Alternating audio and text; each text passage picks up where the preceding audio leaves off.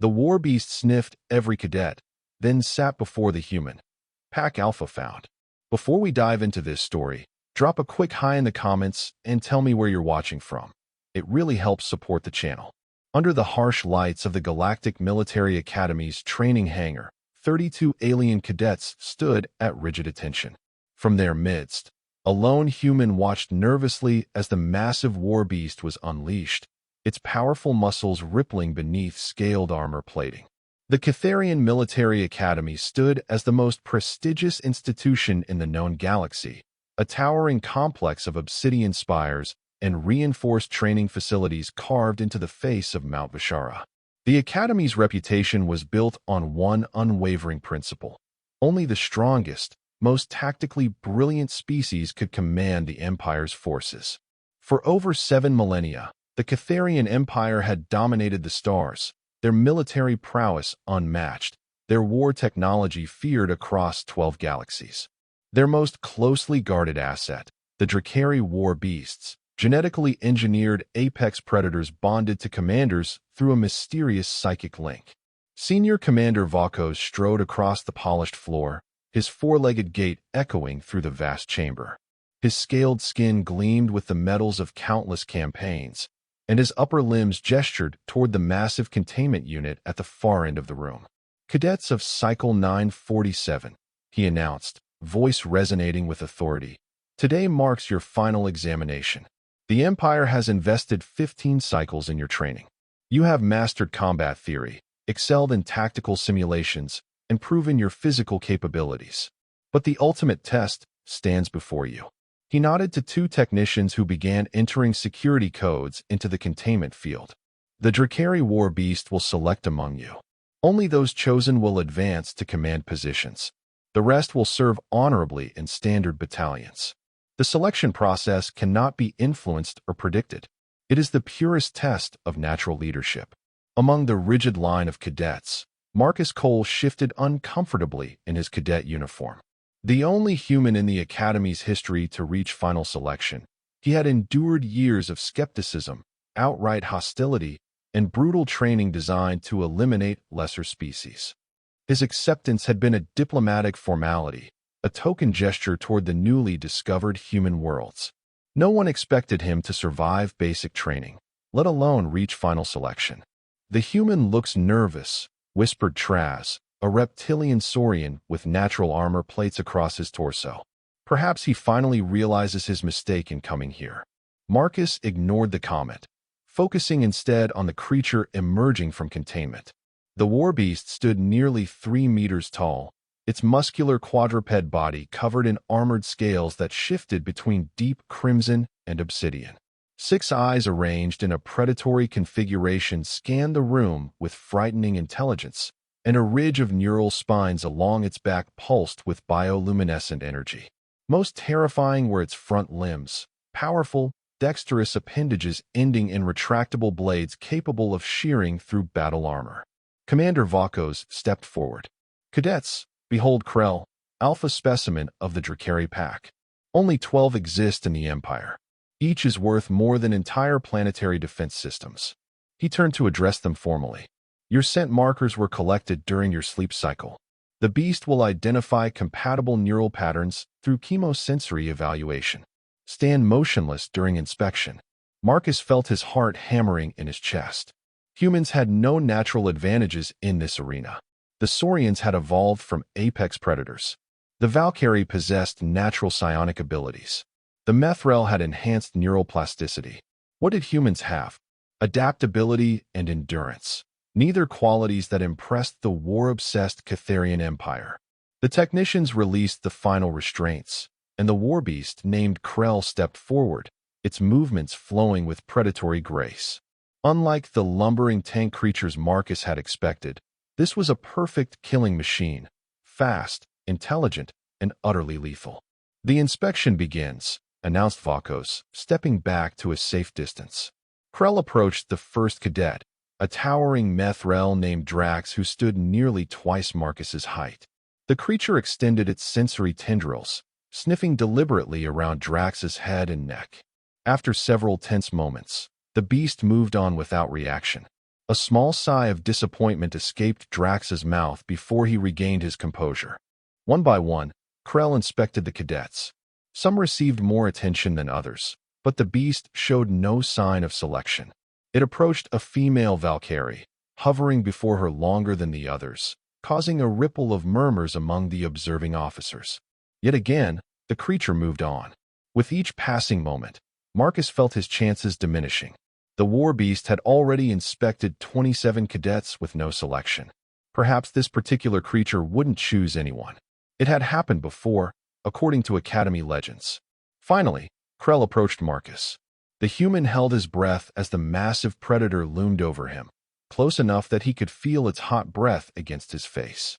The creature's 6 eyes focused intently on him, unblinking and assessing. It extended its sensory tendrils, sniffing around Marcus's head, neck, and shoulders. The inspection continued far longer than with any previous cadet.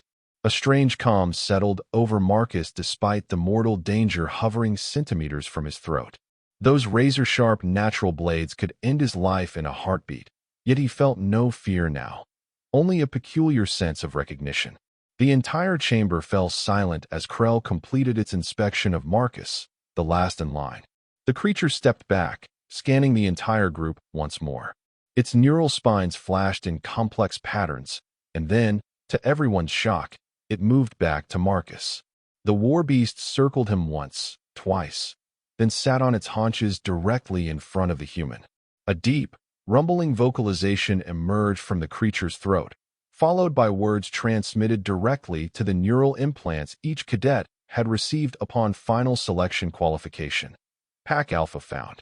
The chamber erupted in disbelief. Commander Vakos himself stepped forward, mandibles clicking in obvious agitation. Impossible. There must be a malfunction in the neural transmitter. But the warbeast's position remained unchanged. It sat squarely before Marcus, its posture one of clear submission to a superior pack member, a position the Academy trainers had never witnessed before. Warbeasts accepted commanders, they never submitted to them. Senior biological specialist Thrix rushed forward, scanning devices in all 4 hands. Commander, the neural patterns are stable.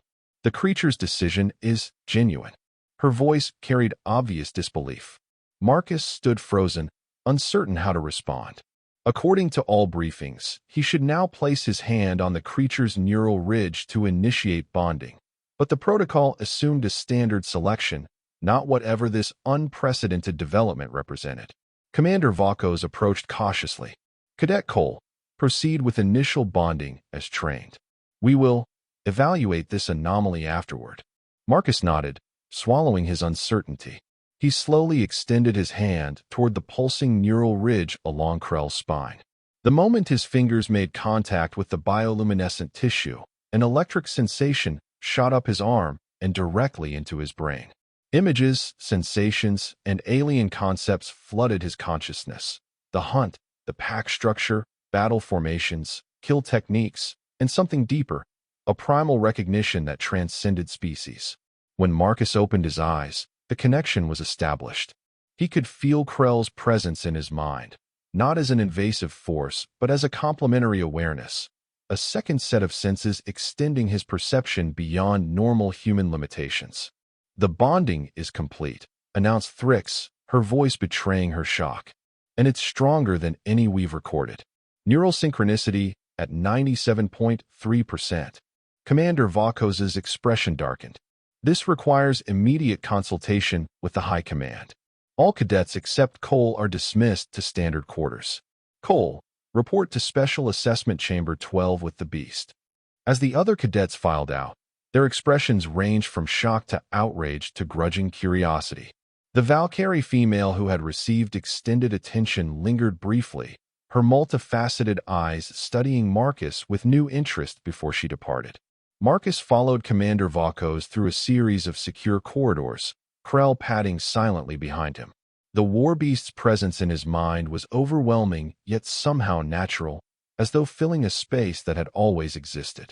Through their link, Marcus sensed no aggression toward him, only a strange respect and readiness to hunt alongside him. Special Assessment Chamber 12 proved to be a secure conference room where 3 high-ranking Catharian officers already waited, their expressions severe. Marcus recognized Grand Marshal Zinther, supreme military commander of the Catharian Empire, his exoskeleton bearing the distinctive scarring of 100-year campaigns. "So this is the human anomaly," Zinther said, circling Marcus slowly. "And this is indeed Krell, our finest alpha specimen." He directed the question to Commander Vakos. "Yes, Grand Marshal." The selection was unexpected, unprecedented, corrected another officer, Admiral Xantos. "No war beast has ever selected a non-Catharian as Pack Alpha. Commanders, yes. Tactical partners, occasionally. But never Alpha." Grand Marshal Zinther gestured to a neural scanner. "We will require direct access to the bonding patterns." "Cole, sit." Marcus complied, taking a seat in what resembled an interrogation chair. Technicians attached neural probes to his temples, while others cautiously approached Krell with similar equipment. The war beast growled low but allowed the procedure when Marcus mentally communicated his acceptance. "Fascinating," murmured the third officer, whose insignia identified her as Director of War Beast Development. "The human's brainwave patterns are complementary to Drakari neural structure." "Almost as if."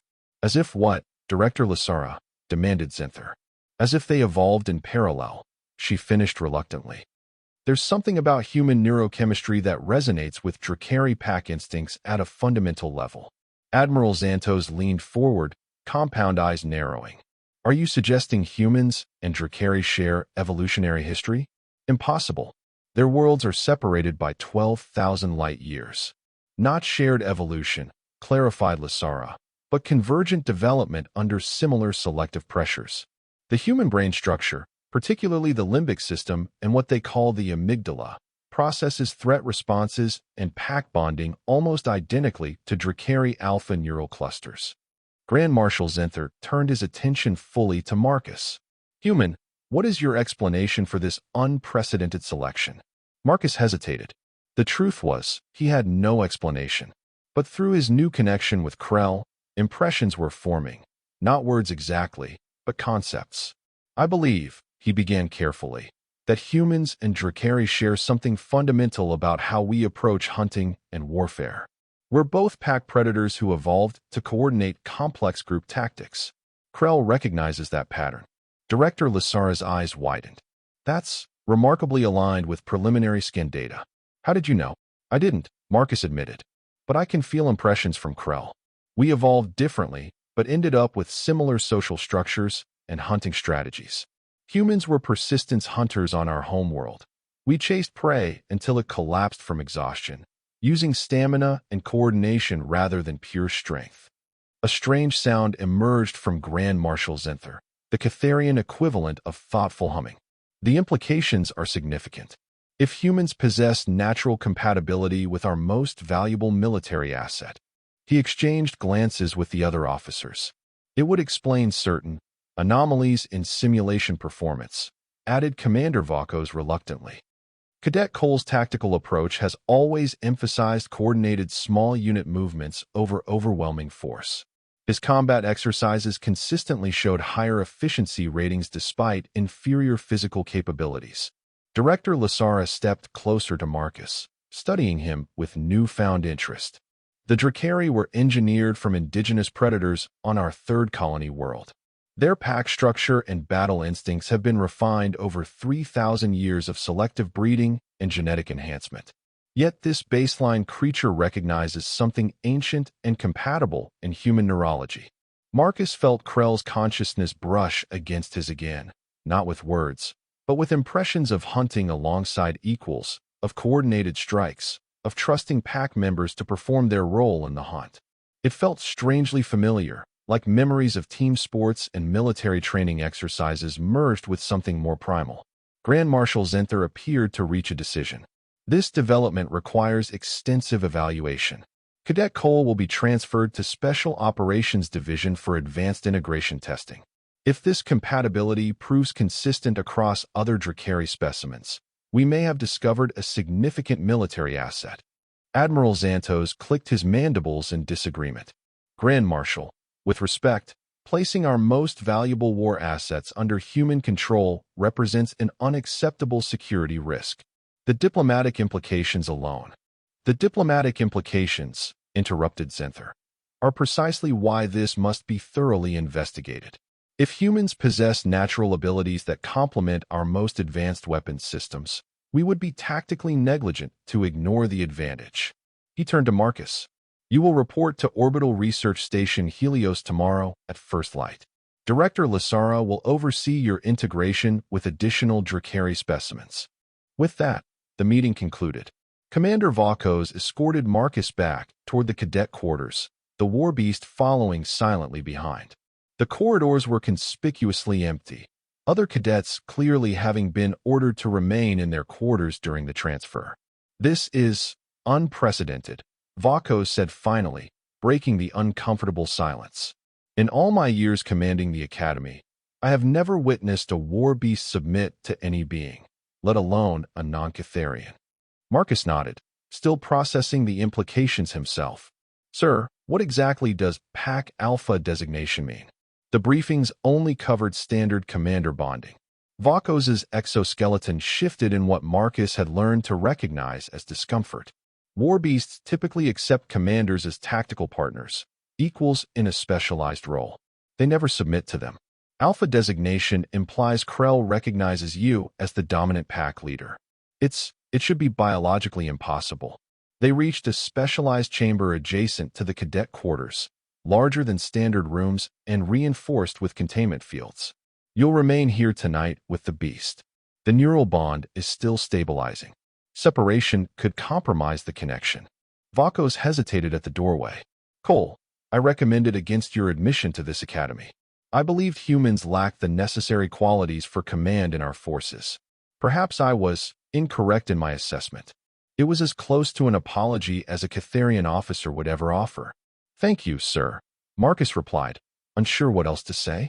After Vaucos departed, Marcus found himself alone with Krell. The massive creature moved around the chamber, investigating the unfamiliar space before settling on a reinforced resting platform. Through their bond, Marcus sensed no aggression, only alert watchfulness and a strange sense of satisfaction. So, Marcus said aloud, what happens now? Krell's neural spines pulsed with patterns of blue and gold light.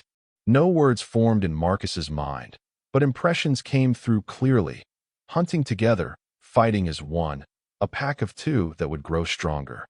Most surprisingly, he sensed Krell's genuine respect, not for his physical strength, which was obviously inferior to the war beasts, but for something else the creature recognized in him.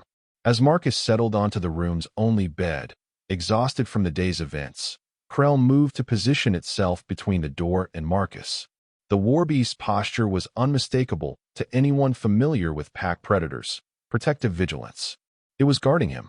Marcus drifted toward sleep, his mind still processing the day's extraordinary events. Through the strengthening neural bond, he caught glimpses of Krell's perception of humans, not as the weak, soft creatures the Catharians considered them, but as something the warbeast found familiar and worthy of respect. Natural pack hunters with the instincts of apex predators. The last thought that crossed Marcus's mind before sleep claimed him was a simple realization. In finding Krell, he might have finally found a way for humanity to prove its worth in this hostile galaxy. The ascent to Orbital Research Station Helios the following morning brought Marcus face to face with the vastness of Catharian military might. The station itself was a marvel of engineering, a massive ring structure orbiting the Academy planet, housing the Empire's most advanced research facilities. As the transport shuttle approached, Marcus observed dozens of warships in holding patterns around the station, their sleek designs emphasizing the predatory nature of Catharian military philosophy. Director Lasara met them at the docking bay, her four-armed exoskeleton now bearing the insignia of high scientific authority rather than military rank. Behind her stood a team of specialists with various scanning equipment. Cadet Cole, she greeted him formally. I trust the neural bond remained stable during transport. Yes, Director. If anything, it seems stronger today. This was an understatement. Throughout the night and into the morning, Marcus had experienced increasingly vivid impressions from Krell, Not just immediate sensations, but fragmentary memories of training, hunting exercises, and even glimpses of the creature's early development. The connection felt less like controlling a weapon and more like a partnership with a highly intelligent being. Excellent. Follow me to Primary Testing Chamber Alpha. We have an extensive evaluation protocol prepared. As they walked through the station's corridors, Marcus noticed other personnel, giving them a wide berth, their expressions revealing a mixture of scientific curiosity and instinctive fear. Krell padded silently beside him, its massive form making the standard corridors seem suddenly cramped. The Grand Marshal has authorized full resources for this investigation, Lasara explained as they walked. This includes access to the remaining Drakari specimens. Your compatibility with Krell may be an isolated anomaly, or it may represent a broader pattern applicable to human-Drakari interaction. The testing chamber proved to be a massive arena-like space with observation galleries surrounding it. Various obstacles, terrain features, and target systems filled the chamber floor. Most notably, 3 additional containment units stood at the far end, each housing another Drakari war beast. Today we begin with basic compatibility testing, Lasara announced. First, combat synchronicity with Krell alone. Then, if successful, graduated exposure to additional pack members.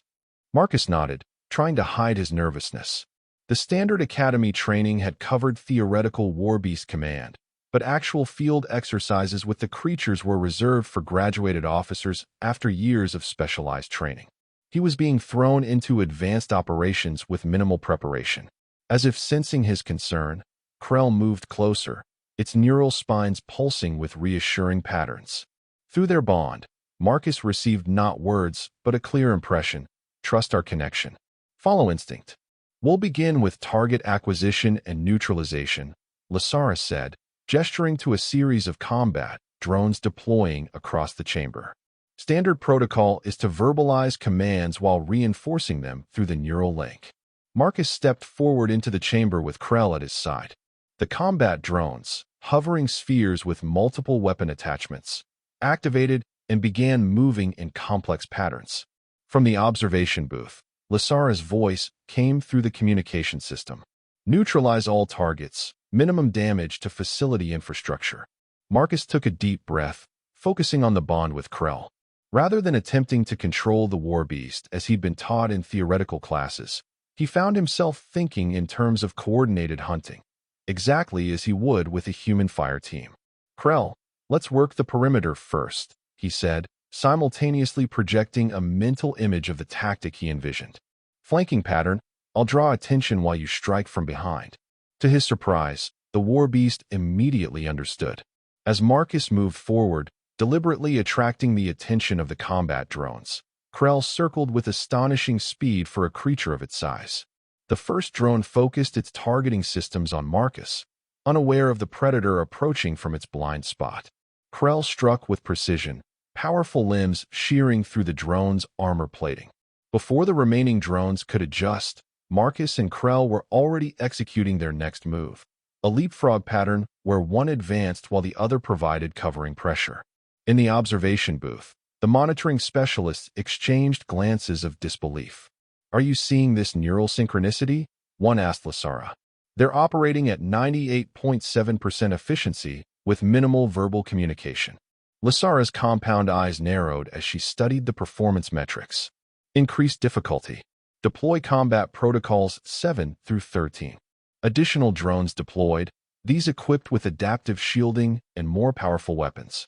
The challenge increased exponentially, but Marcus found himself slipping into a state of flow alongside Krell. They moved as a single unit, anticipating each other's movements without conscious thought. When Marcus needed protection, Krell was already there. When Krell created an opening, Marcus exploited it immediately.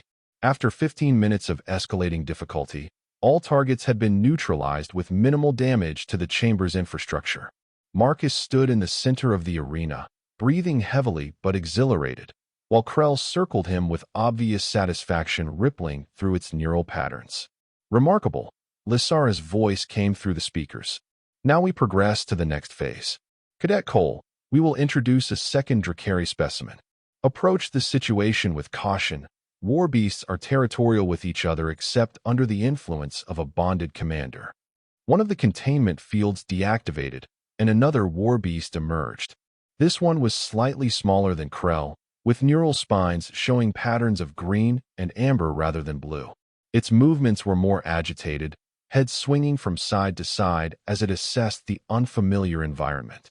"This is Sarah, female beta specimen," Lasara explained. "She has rejected 12 potential commanders in the past 2 years. Approach slowly and allow Krell to establish initial communication." Marcus nodded, staying close to Krell as they moved toward the second war beast.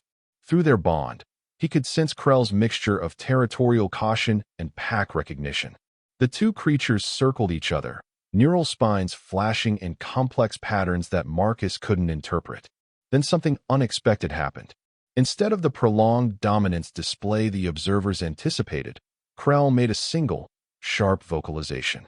Sarah immediately ceased her aggressive posturing and turned her attention to Marcus. "What's happening?" Marcus asked, remaining motionless as the female war beast approached him. "Unprecedented behavior," Lasara replied, her voice betraying rare excitement. "Krell appears to be introducing you as Pack Alpha directly, bypassing the usual territorial conflicts." Sarah approached Marcus cautiously, her 6 eyes studying him with obvious intelligence. She extended her sensory tendrils just as Krell had done during selection, sniffing around Marcus's head and neck. Through his bond with Krell, Marcus sensed a complex exchange of information, Krell somehow communicating his acceptance of Marcus to the female. After several tense moments, Sarah stepped back and lowered her front limbs in a posture Marcus recognized from his studies: submission to authority. A new voice, lighter and more melodic than Krell's rumbling tones, touched his mind. "Pack Alpha accepted." Marcus gasped as a second neural connection blossomed in his consciousness. It wasn't as strong as his bond with Krell, but it was unmistakably present, a new awareness extending his perception further. In the observation booth, alarms began sounding as the monitoring equipment registered the spontaneous formation of a secondary neural bond. "Impossible," breathed one of the specialists. "Spontaneous multi-bonding without conditioning protocols? The statistical probability is infinitesimal." Lasara leaned forward, her excitement now obvious even through Catharian reserve. "Cadet Cole, can you confirm secondary neural connection with Sarah?" Marcus nodded, still adjusting to the strange sensation of 2 distinct presences in his mind. "Yes, Director. Not as strong as with Krell, but definitely present. I can sense her position, emotional state, and some basic intentions." "Remarkable," Lasara murmured. "Proceed with basic coordination exercises to test the dual bond." For the next hour, Marcus worked with both war beasts, guiding them through increasingly complex maneuvers. What should have been overwhelming, managing 2 immensely powerful and naturally aggressive predators, instead felt natural, like conducting an orchestra where each player anticipated the others. Krell maintained primary connection, with Sarah integrating seamlessly into the pack structure. After the successful dual bonding demonstration, Marcus expected a rest period. Instead, Lasara's voice came through the communication system with barely contained excitement. "We're proceeding immediately to full pack integration. The Grand Marshal has authorized expedition of the testing protocol based on your unprecedented results." The remaining containment fields deactivated, releasing 2 more war beasts into the chamber. These were larger than Sarah, but not quite as massive as Krell. Their neural spine patterns displayed complex mixtures of red, blue, and amber. "Mace and Thorn, male secondary alphas," Lasara explained.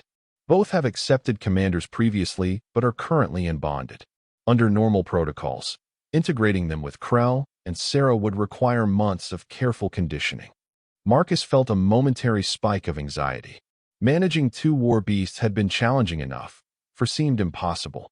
Through their bond, Krell sensed his concern and moved closer, neural spines pulsing with reassurance.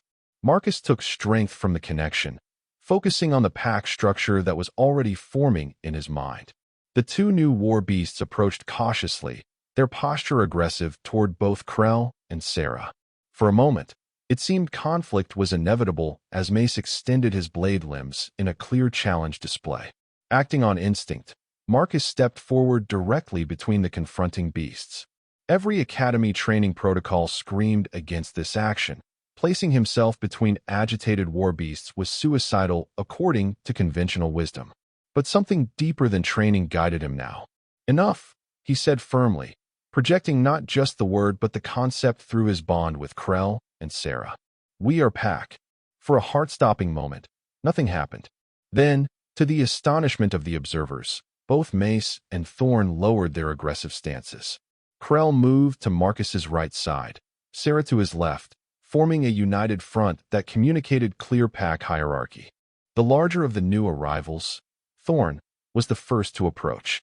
He repeated the now familiar inspection, neural spines flashing in patterns that communicated with the other war beasts. After a tense minute, he stepped back and lowered his head slightly. Pack Alpha recognized. Mace followed suit, though with more hesitation. His inspection was more thorough, almost challenging, but eventually he too accepted Marcus's position. Pack Alpha confirmed. As with Sarah, new neural connections formed in Marcus's mind, not as strong as his primary bond with Krell, but substantial enough to establish basic communication and coordination. The sensation was overwhelming at first, like listening to 4 conversations simultaneously. But gradually, the separate connections resolved into a coherent awareness, a pack consciousness with Marcus at its center. In the observation booth, the monitoring equipment was registering unprecedented neural activity. Quad bond formation without conditioning protocols, Lasara said, her voice hushed with scientific awe. The human's brain is somehow naturally compatible with Drakari neural structures at a fundamental level. The specialist beside her shook his head in disbelief. "Director, the implications for military applications are revolutionary. If humans can naturally bond with multiple war beasts simultaneously."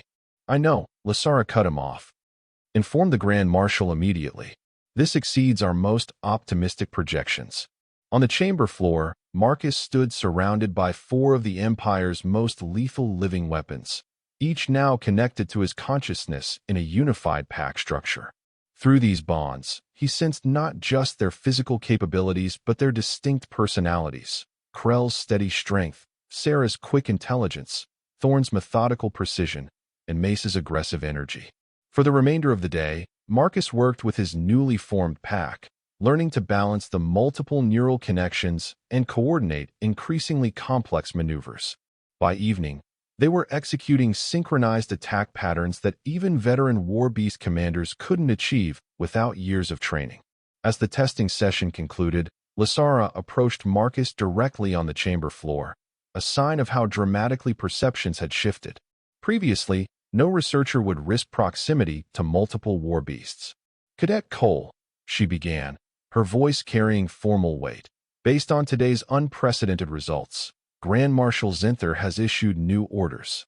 You are to be immediately promoted to Special Operations Commander and transferred to Advanced Tactical Division. Your pack will be assigned permanent quarters in the station's secure wing." Marcus blinked in surprise. Such an advancement normally required years of service and countless proven missions. "Director, with respect, I haven't completed basic officer training yet. Conventional protocols no longer apply to your situation, Commander Cole," Lasara replied. "Your natural abilities represent a military asset of incalculable value to the Empire. The Grand Marshal believes accelerated deployment is warranted given current galactic tensions." A chill ran down Marcus's spine at these words. Through his academy training, he had learned about the Empire's ongoing conflicts with neighboring star nations, particularly the Arcturus Coalition, a loose alliance of species resisting Catharian expansion. But his knowledge of current military operations was deliberately limited for security reasons. "What specific deployment is being considered?" he asked carefully.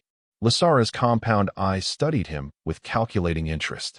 "That will be briefed tomorrow by High Command.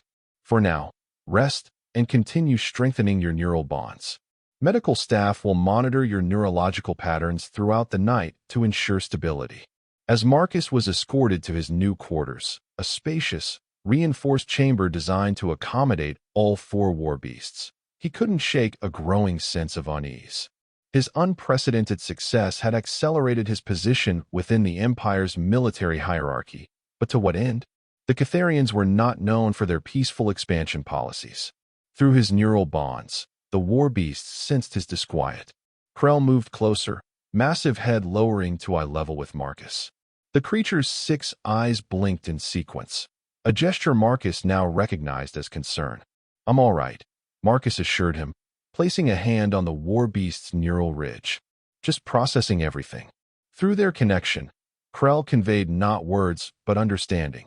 The pack would follow Marcus's lead, wherever that might take them.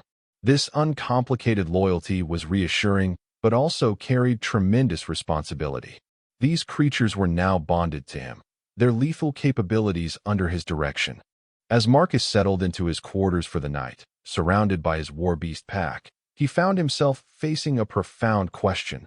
What would the Catharian Empire ask of him, and would he be willing to comply?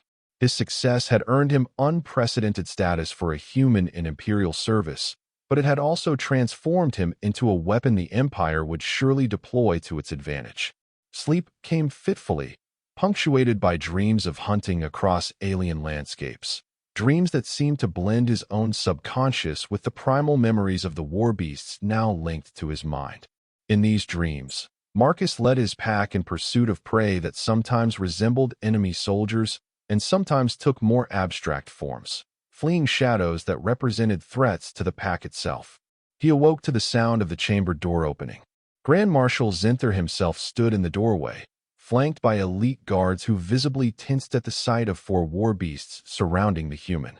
To their credit, they maintained professional composure despite their obvious fear. "Commander Cole," Zinther greeted him formally. "I trust your integration continues successfully?" Marcus stood, noticing that all 4 war beasts had positioned themselves protectively around him, a formation they had adopted instinctively. "Yes, Grand Marshal. The neural bonds are stabilizing well." "Excellent. Your presence is required in strategic command immediately. A situation has developed that requires your unique capabilities." The emphasis on those last words sent another chill down Marcus's spine, but he nodded and followed the Grand Marshal from the chamber, his pack moving in perfect coordination around him. The station personnel they passed in the corridors pressed themselves against the walls, staring in disbelief at the sight of 4 war beasts moving together under a single commander's influence. A human commander, no less. Strategic Command proved to be a massive operations center at the heart of the station. 3-dimensional tactical displays showed military deployments across multiple star systems, with real-time updates streaming in from Imperial forces throughout the sector. A dozen high-ranking officers turned to stare as Marcus entered with his pack. Grand Marshal Zinther gestured toward the central tactical display. "Commander Cole, we face a situation that requires immediate response. 12 hours ago, Arcturus Coalition forces launched a surprise offensive against our holdings in the Viridian sector. 3 outpost worlds are currently under direct assault." The display zoomed in to show a cluster of planetary systems near the Empire's territorial boundary. Red indicators marked enemy fleet movements pressing into Imperial space. "Our conventional forces are responding," continued Zinther, "but the enemy has deployed new technology that neutralizes our standard battle tactics. Specifically, they appear to have developed a countermeasure against our war beast deployment protocols." Admiral Xantos stepped forward, his previous skepticism now replaced with grudging acknowledgement of necessity. "The Coalition has somehow engineered a neural disruptor that severs the bond between Commander and Warbeast during combat operations. 3 full battle groups have already been lost to this technology." Marcus studied the tactical display, processing the implications. "And you believe my neural bonds might be resistant to this countermeasure? Your connection pattern is fundamentally different," confirmed Director Lasara, joining them at the display. "Where our commanders establish hierarchical control bonds, your connection with the pack is based on mutual recognition and pack structure. Our analysis suggests this distinction may render the enemy countermeasure ineffective against your deployment." Grand Marshal Zinther's mandibles clicked decisively. "We are deploying you and your pack to the Viridian Prime conflict zone immediately. A stealth insertion craft is being prepared as we speak. Your mission is to infiltrate enemy lines, locate the source of the neural disruption technology, and eliminate it. The implications were clear. Marcus was being sent directly into combat with minimal preparation, solely because his unique connection with the war beasts might circumvent enemy countermeasures. It was both a tremendous vote of confidence and a potentially suicidal assignment. Through his packed bonds, Marcus sensed no fear from the war beasts, only readiness for the hunt and absolute confidence in his leadership. Their certainty steadied his own resolve. I understand, Grand Marshal. When do we deploy? Immediately. The situation deteriorates by the hour. You will receive tactical briefings during transit. Zenther fixed Marcus with an intense stare. Commander Cole, the survival of Imperial forces in the entire sector now depends on your success. Should you prove effective against this new enemy technology, it will establish humans as invaluable assets to the Empire. The political implications were obvious. Success would elevate humanity's standing within the Empire dramatically. Failure would likely cement the perception of humans as unsuitable for meaningful roles in Imperial hierarchy. 2 hours later, Marcus found himself aboard a stealth insertion craft accelerating toward the contested Viridian system. His warbeast pack rested in specialized containment berths designed to minimize their energy signatures during approach. Through their neural bonds, Marcus maintained constant communication, preparing them for the coming mission. The mission briefing had been alarmingly short on details. The neural disruption technology was believed to be deployed from a mobile command center somewhere behind enemy lines on Viridian Prime's southern continent. Marcus and his pack would be inserted 50 kilometers from the suspected location and would need to navigate through enemy-controlled territory to locate and destroy the target. As the insertion craft approached the Viridian system, the pilot activated a holographic tactical briefing. Commander Cole, we're picking up heavy enemy activity throughout the system. Planetary defense grid is under enemy control. Our approach vector will utilize the planet's moon for sensor coverage, but final descent will expose us to potential detection. Marcus nodded, studying the approach path. Can you get us any closer to the suspected target location? Negative, Commander. Enemy air defense is too concentrated near the primary objective. The selected drop zone provides optimal terrain cover for your approach. Through his neural links, Marcus shared this information with his pack. Rather than detailed plans, he communicated concepts, stealth movement patterns, potential threats, and overall mission parameters. The war beasts processed this information with remarkable efficiency, their predatory instincts aligning perfectly with infiltration tactics. The insertion proved more challenging than anticipated. As the craft descended through Viridian Prime's upper atmosphere, enemy detection systems locked on despite stealth measures. Commander, we've been spotted, the pilot announced tensely. Surface-to-orbit weapons powering up. Adjusting descent to evasion pattern delta. The craft lurched violently as it executed rapid course changes, throwing Marcus against his restraints. Through the viewports, he glimpsed energy beams lancing upward from the planet's surface, seeking to intercept their approach. Drop zone compromised, reported the tactical officer. Nearest viable alternative is 20 kilometers further from the objective, within dense forest terrain. Take it, Marcus ordered. Better to land and tack further away than crash closer to target. The craft executed a final series of evasive maneuvers before plunging toward the new landing zone, a clearing barely large enough to accommodate its hull. The impact was jarring but controlled, the reinforced frame absorbing most of the shock. Successful touchdown, the pilot confirmed. But we've got enemy response teams inbound. Estimate 15 minutes until they reach this position. Marcus moved quickly to release his pack from their containment berths. All 4 war beasts emerged alert and ready, their neural patterns focused on the immediate threat. We move now, Marcus told the insertion team. Your orders? The mission commander shook his head. Get clear and complete your objective, sir. We'll hold this position as long as possible to draw attention from your movements. It was a suicide stand. The small insertion team had no realistic chance against the approaching enemy forces. But their sacrifice would buy precious time for Marcus and his pack to slip away undetected. Understood. Empire honors your service. Marcus replied formally, the traditional Catharian acknowledgement of warriors facing certain death. With his pack moving in perfect formation around him, Marcus slipped into the dense forest surrounding the landing zone. Through Krell's enhanced senses, he detected enemy movement patterns converging on the insertion craft from multiple directions. Through Sarah's connection, he identified optimal pathways through the undergrowth that would mask their heat signatures. The pack bond provided tactical awareness far beyond normal human perception. They had covered nearly 5 kilometers when the sound of heavy weapons fire erupted behind them. The insertion team had engaged the enemy forces, selling their lives to maintain the deception that all assets from the craft were defending the landing zone. Marcus paused briefly, acknowledging their sacrifice. Then, refocusing on the mission, he guided his pack deeper into the forest, moving toward the suspected location of the neural disruption technology. As night fell on Viridian Prime, the forest came alive with bioluminescent flora that complicated thermal concealment. Marcus adapted their movement pattern, using Thorn's superior night vision to navigate between sensor gaps in the enemy patrol network. Through Mace's connection, he detected an approaching enemy scout team. For soldiers using advanced stealth technology that would have been invisible to normal human perception. Marcus signaled through the pack bond, and the war beasts moved into ambush formation with lethal precision. The enemy scouts never had a chance to report. The war beasts struck from multiple directions simultaneously, their attacks coordinated through Marcus's central direction. Within seconds, all 4 enemy soldiers lay dead, their communications equipment captured intact.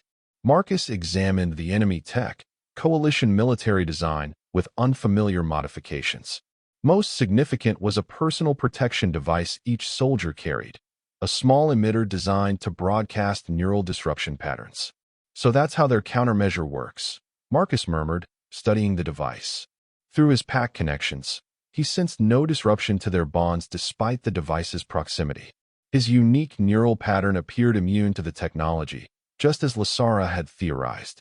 Using the captured enemy communications, Marcus intercepted tactical updates that revealed the primary command center's exact location.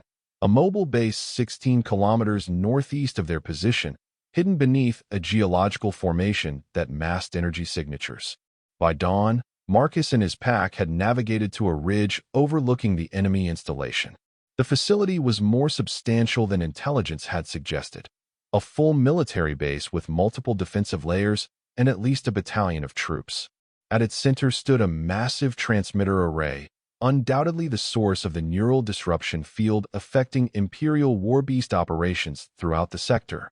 Through their pack connection, Marcus coordinated a comprehensive reconnaissance, each warbeast observing from different vantage points to compile complete defensive information. The challenge was formidable, but not impossible with the pack's capabilities. "We'll move at dusk," Marcus decided, communicating the plan through their neural links. "Sarah and Thorn will create a diversion at the northern perimeter. Krell, Mace and I will penetrate to the central transmitter." The war beasts acknowledged with mental affirmation, settling into watchful rest to conserve energy for the coming assault. As Marcus studied the enemy base, he contemplated the significance of their mission.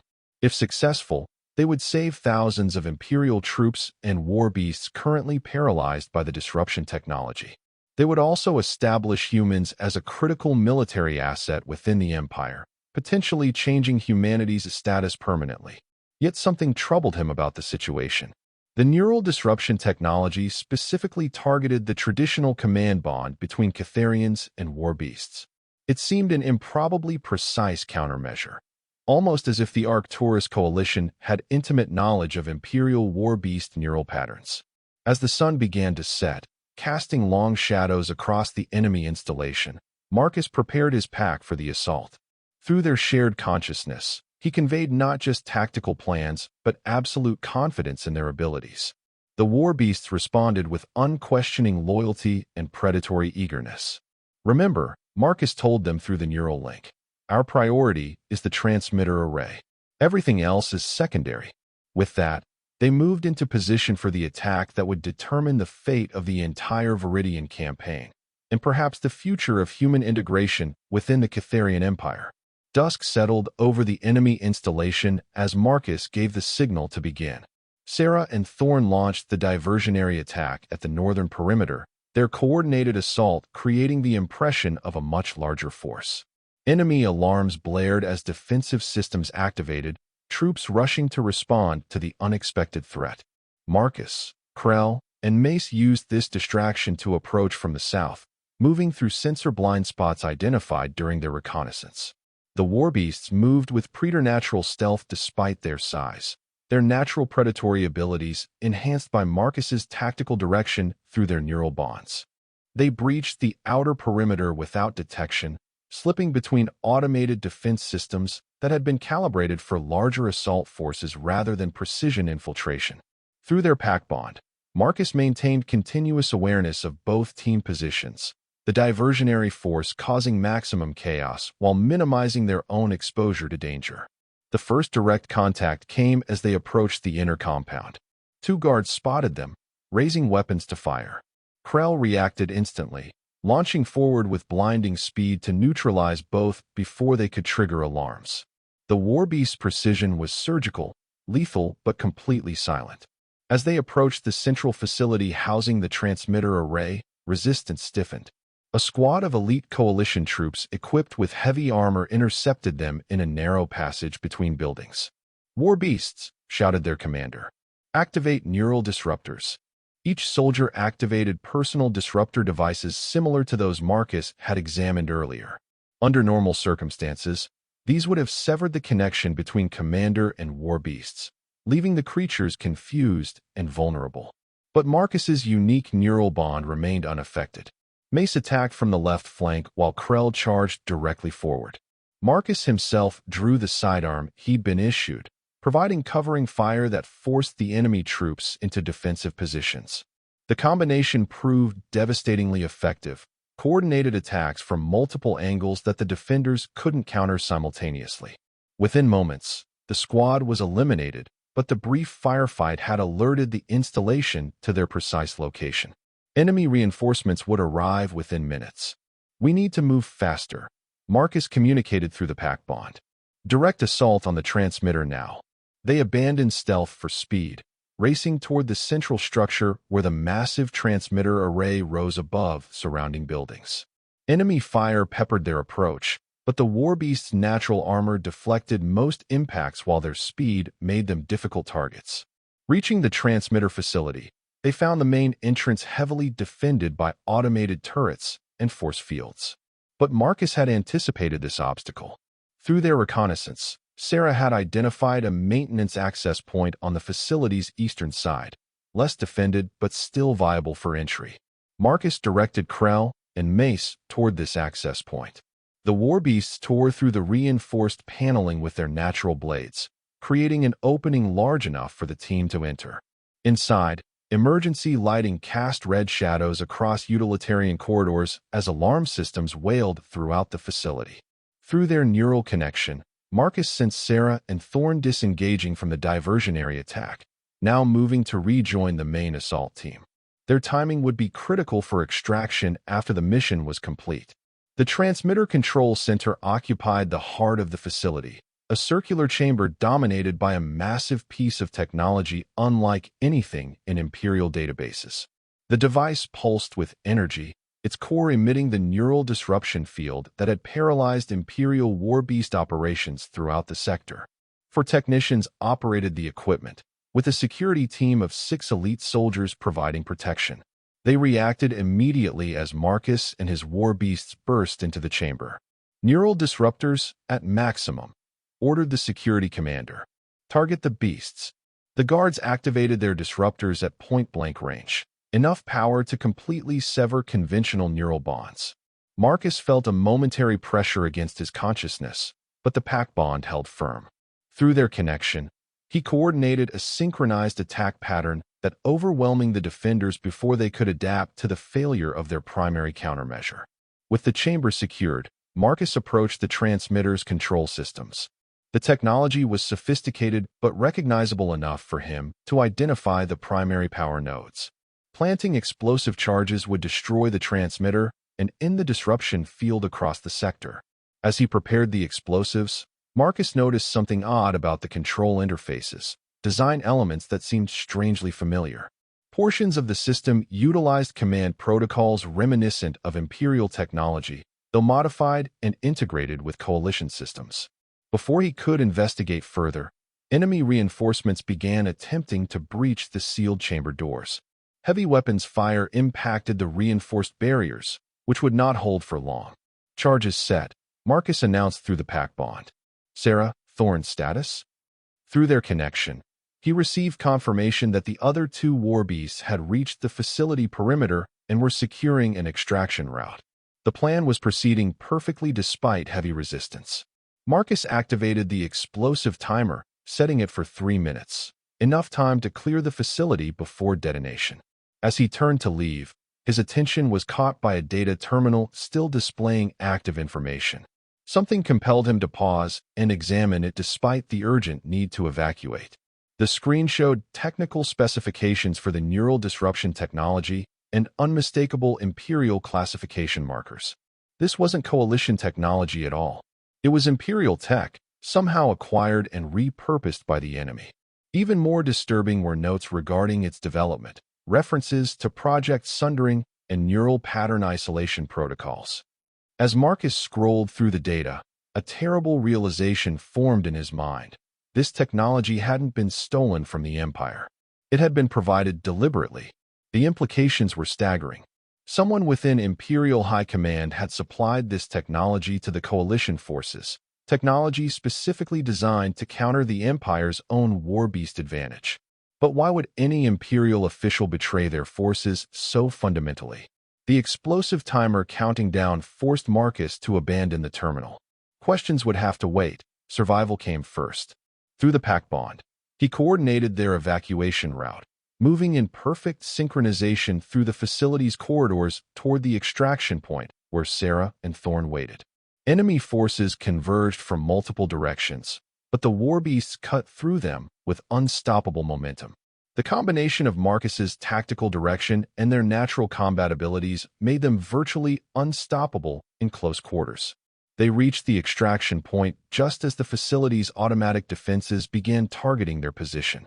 With all four war beasts now reunited, Marcus led them away from the facility at maximum speed, putting as much distance as possible between themselves and the imminent explosion.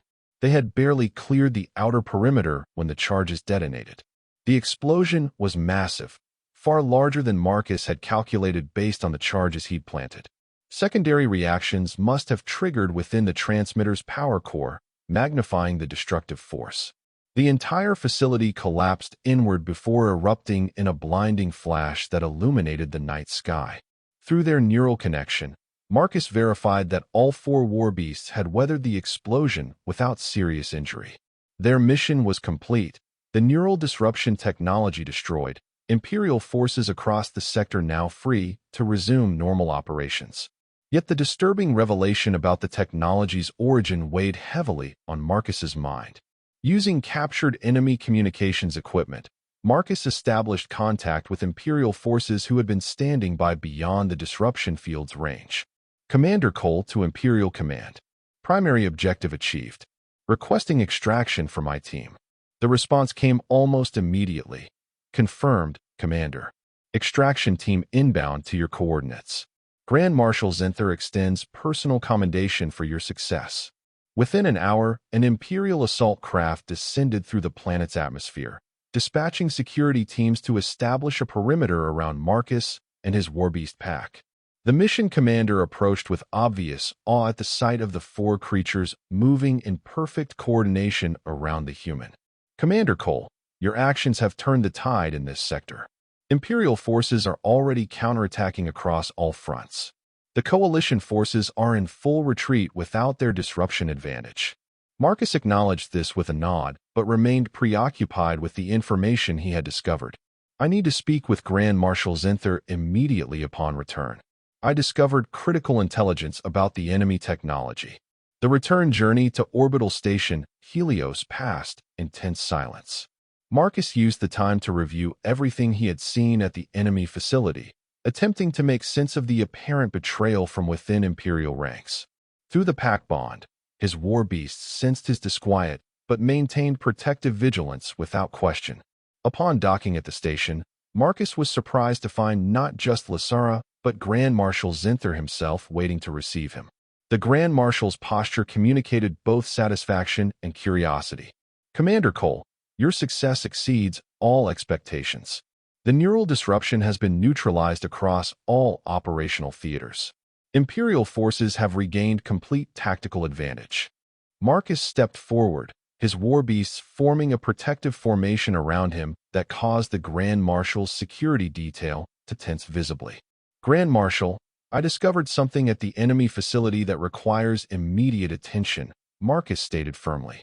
The disruption technology wasn't Coalition in origin. It was Imperial, specifically designed to target war beast neural patterns. Zinther's compound eyes narrowed, mandibles clicking in a pattern Marcus had learned to recognize as calculated consideration. "You are certain of this?" "I saw the technical specifications myself. Imperial classification markers, development notes referencing Project Sundering. This wasn't stolen technology. It was provided to the enemy deliberately." The Grand Marshal was silent for a long moment, his exoskeleton shifting subtly in what might have been discomfort or perhaps something else. Finally, he gestured to his security detail. "Leave us. All of you. This matter requires private discussion." Once they were alone except for Marcus's warbeast pack, Zinther's demeanor changed subtly. "What you discovered was not meant to be found, Commander Cole. Project Sundering is classified beyond your authority." Marcus felt a chill at these words. "Are you saying the Empire deliberately supplied this technology to the enemy? That makes no sense. It cost thousands of Imperial lives when the Coalition deployed it." "Politics rarely makes sense to those who see only the battlefield, Commander." Zinther began pacing slowly, his movements deliberate. "The Empire faces challenges more complex than external enemies. Internal power structures sometimes require adjustment." Through his pack bond, Marcus sensed the warbeasts reacting to a subtle change in his own tension level. They shifted positions almost imperceptibly, moving to better defensive postures. "What kind of adjustment justifies betraying Imperial forces?" Marcus demanded. "The warbeast division has grown too powerful within Imperial hierarchy," Zinther explained with surprising candor. "For centuries, they have accumulated influence beyond their proper role. Their commanders now control 12 sector governments. They dictate policy to the diplomatic corps. Even I must consider their political support before issuing strategic directives." The pieces began falling into place in Marcus's mind. "So you orchestrated this crisis to weaken the warbeast division's influence. You supplied the disruption technology to the Coalition knowing it would neutralize warbeast effectiveness in combat. A temporary setback for a necessary correction," Zinther confirmed calmly. "With their forces rendered ineffective, their political capital diminishes. Balance is restored to Imperial governance. And the Imperial soldiers who died because of this manipulation? The outpost worlds that suffered under Coalition attacks. Acceptable losses for the greater stability of the Empire." Zinther's tone remained utterly pragmatic. "But then you appeared, an unexpected variable. A human with natural immunity to the disruption technology. Your success threatened to prematurely end the strategic adjustment period." Marcus felt the warbeasts responding to his growing alarm, their neural patterns sharpening with protective intent. "So what happens now? You can't simply undo what we've accomplished." "No," agreed Zinther. "But adaptations can be made. Your unprecedented abilities present both challenge and opportunity. The warbeast division will never willingly accept human commanders, no matter how effective. Their biological supremacy doctrine is too deeply ingrained. But a new division, one under direct high command authority rather than traditional warbeast hierarchy, that could serve Imperial interests perfectly. A division of human commanders bonded to warbeasts, Marcus realized. Under your direct control. Precisely.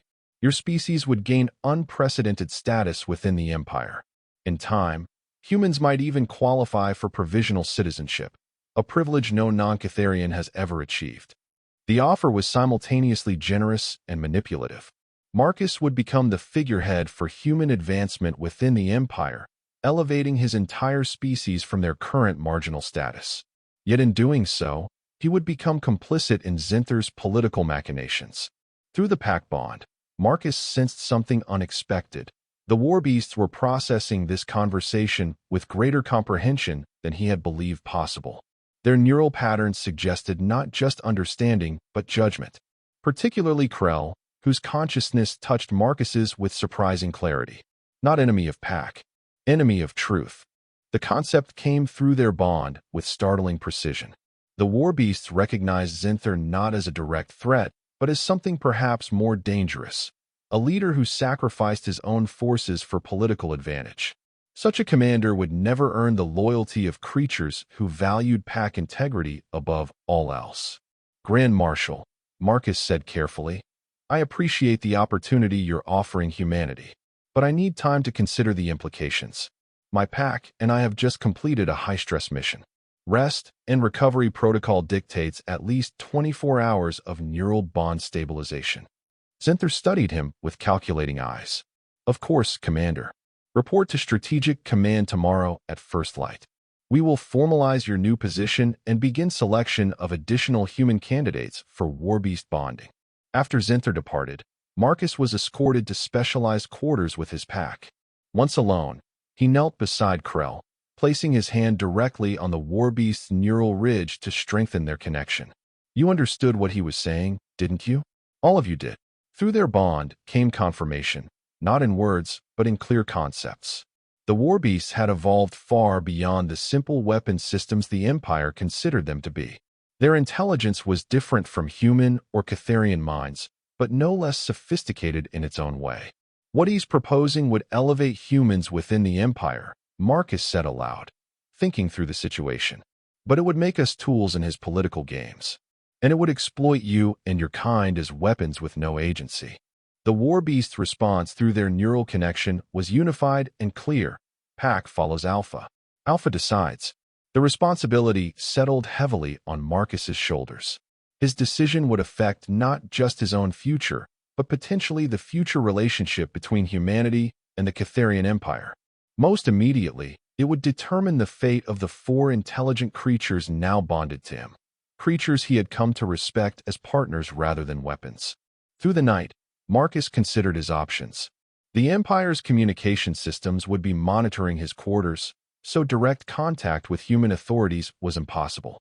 Attempting to escape with the warbeasts would be considered high treason against the Empire, potentially endangering all humans in Imperial territory if he were portrayed as a traitor. Yet becoming Zinther's political tool felt equally unacceptable. By morning, Marcus had reached a decision, one shaped by both strategic calculation and the deepening bond with his warbeast pack. When the escort arrived to bring him to Strategic Command, he was ready. Grand Marshal Zinther awaited him in a private briefing room, accompanied only by Director Lasura and Admiral Xantos. The 3 highest-ranking officials in the sector had gathered to formalize Marcus's new position and the creation of the Human Warbeast Division. Commander Cole, Zinther greeted him. I trust you've had adequate time to consider our discussion. I have, Grand Marshal, Marcus replied, his warbeast positioned protectively around him as always. And I've reached a decision regarding your proposal. Excellent. The necessary documentation has been prepared. Once formalized, we can begin immediate recruitment of additional human candidates from Imperial Protectorate worlds. Marcus stepped forward, his posture deliberately authoritative. With respect, Grand Marshal, I cannot accept the position as offered. Zinther's compound eyes narrowed. Explain yourself, Commander. The arrangement you propose fundamentally misunderstands the nature of the bond between humans and warbeasts. We are not merely compatible commanders. We form true packs based on mutual recognition and respect. Through their neural connection, Marcus felt his warbeasts respond to these words, their presence in his mind strengthening, as if affirming his position. A semantic distinction, dismissed Admiral Xantos. The practical application remains the same. No, Marcus countered firmly. It's the foundation of everything. You view warbeasts as living weapons to be controlled. We connect with them as intelligent partners with their own agency. That's why your neural disruption technology doesn't affect our bond. It targets control, not partnership. Director Lasara leaned forward, Her scientific curiosity clearly piqued despite the tense situation. You're suggesting the war beasts possess greater sentience than our research indicates. They are fully sentient beings with their own form of intelligence, Marcus confirmed. Different from ours, but no less sophisticated. That's what Krell recognized in me during selection. Not a superior commander, but a compatible pack member who would respect their nature. Zinther's mandibles clicked in obvious irritation. This philosophical distinction is irrelevant to Imperial military requirements, Commander Cole. The war beasts exist to serve Imperial strategic objectives. And that, said Marcus, is where we fundamentally disagree. My counterproposal is this. I will help establish a human war beast division, but it will operate with autonomous command structure. War beasts will be recognized as sentient partners rather than equipment. And most importantly, the division will maintain operational independence from political maneuvering within Imperial hierarchy. The demand was bold to the point of insubordination. No division within Imperial forces maintained true autonomy. All ultimately answered to high command and the political authority it represented.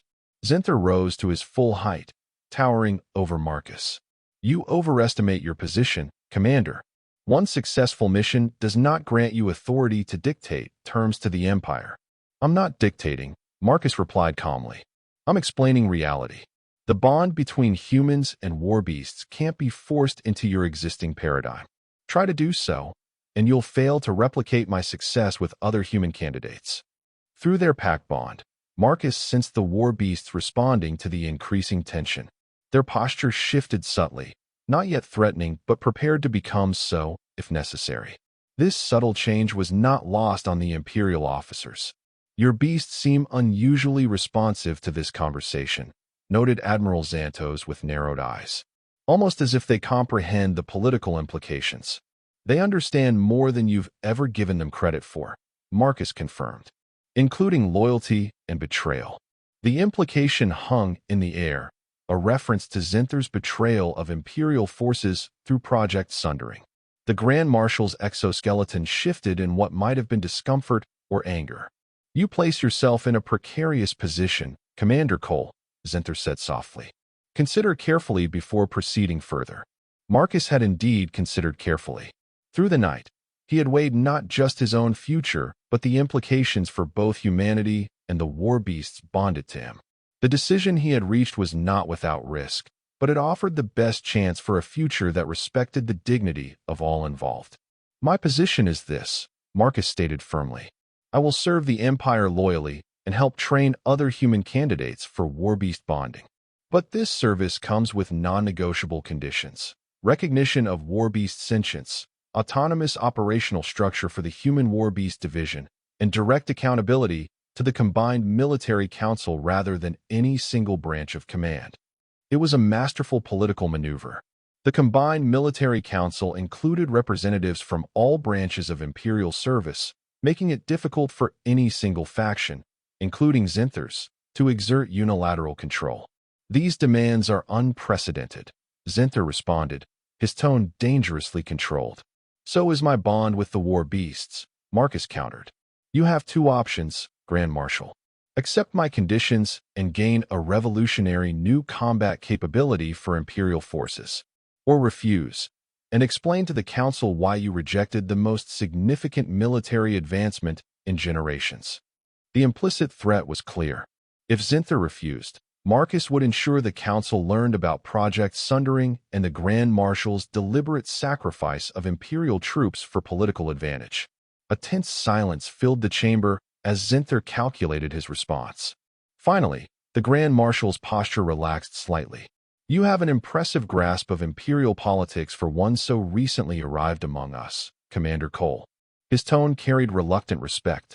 Perhaps humans possess more strategic depth than we have credited.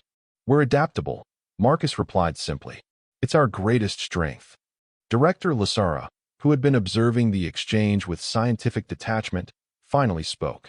The commander's proposal has merit from a research perspective. Recognizing war beast sentience opens new avenues for improving their combat effectiveness through cooperation rather than control. Admiral Xantos seemed less convinced but pragmatic.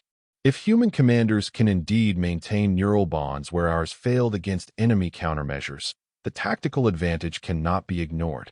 Zinther paced slowly, considering his options. Finally, he turned to face Marcus directly.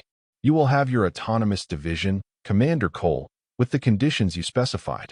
But understand this, you now bear responsibility for its success.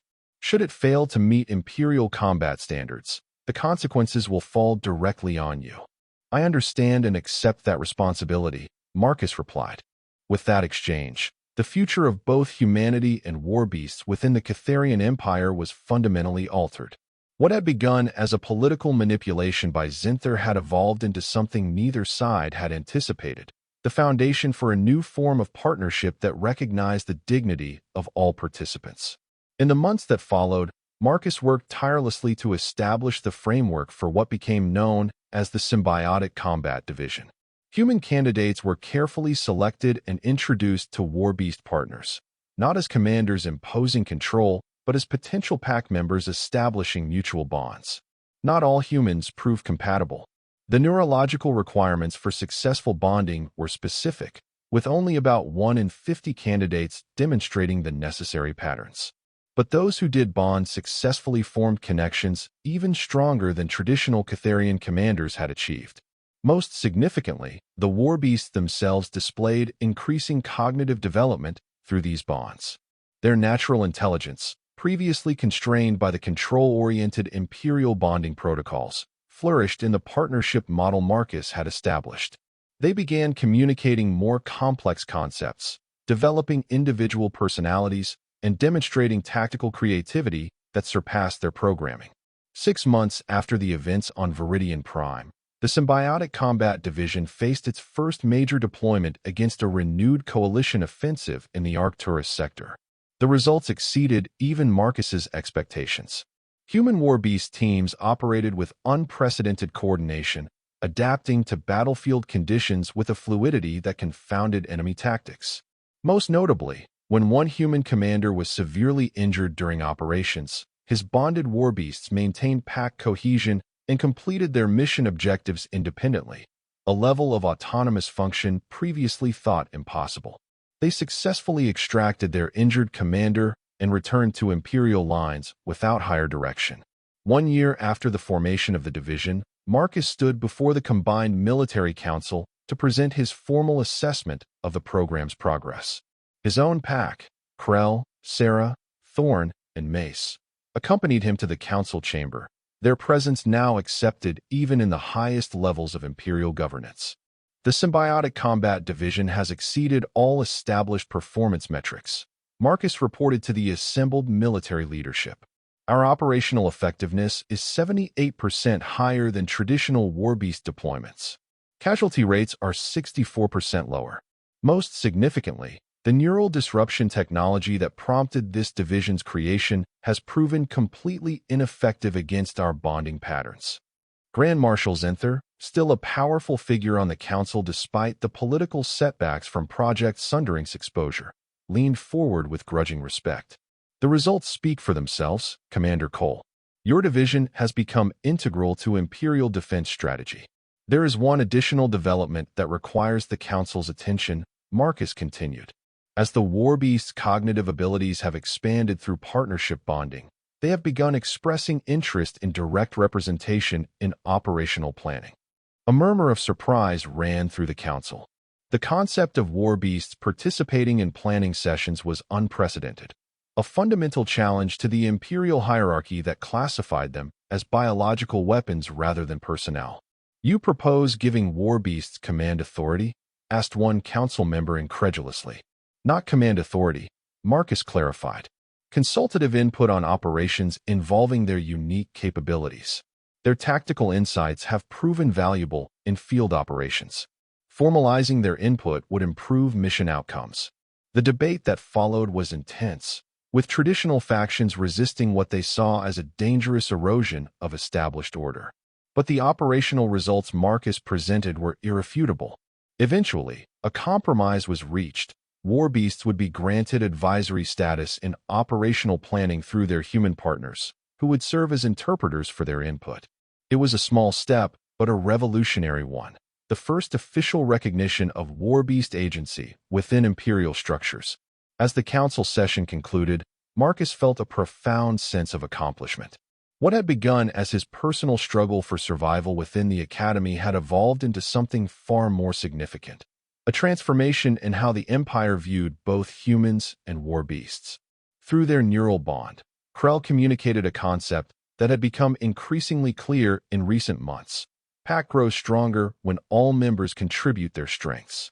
This simple truth, self-evident to pack predators, but revolutionary within hierarchical Imperial structures, was gradually reshaping the relationship between species across the Empire.